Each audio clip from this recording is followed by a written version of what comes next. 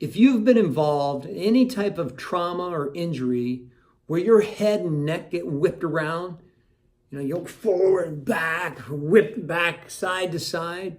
If something like that has happened to you or someone you know or love and care for, it is absolutely critical that you or they get their neck muscles checked to make sure that they're functioning properly. I'm Dr. Peters with Peters Wellness, Chiropractic and Massage, and in this week's quick video, I want to discuss a topic out of my Optimal Health University handout this week, conditions that may be caused by upper neck injuries. So first, upper neck injuries, what do we even mean by that, okay? Some people would think like an auto accident is typically very obvious, right?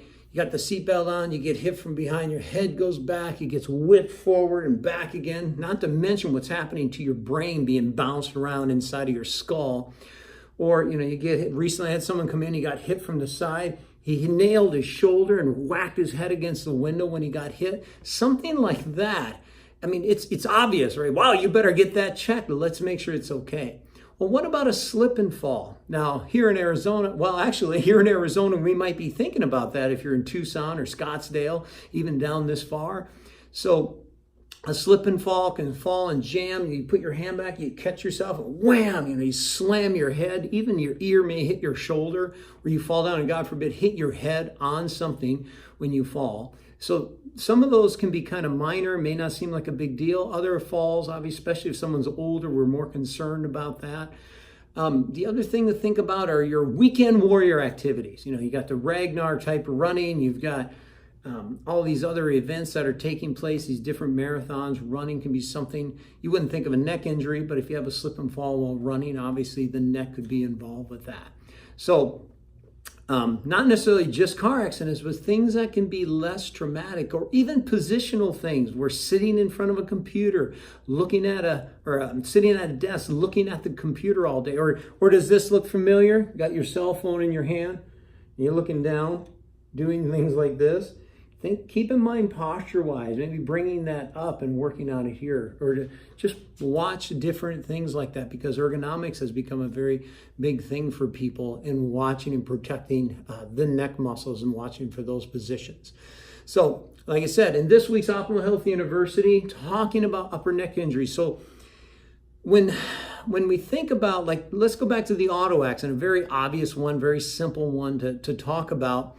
So after an accident, not only do people tend to have headaches if their neck gets injured, but they may even have migraines. And some of these things can go on for weeks, months, or even years if not treated properly.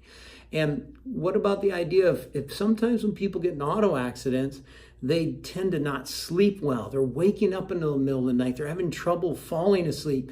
Things like that can lead to depression.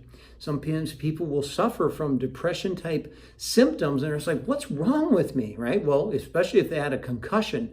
And if you got hit hard enough to have a concussion, you have more than likely injured some muscles around the neck.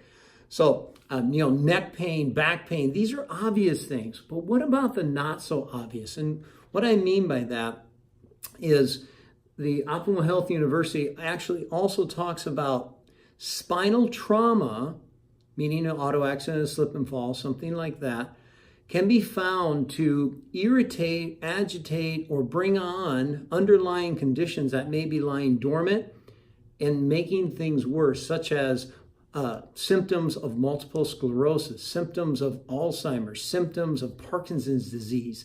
And you can read the article to get into more detail. But it's not just the headaches and migraines, which to me, that's bad enough. So many people are suffering needlessly. You clear some of this stuff out and maybe, let's say someone's having a migraine twice a month.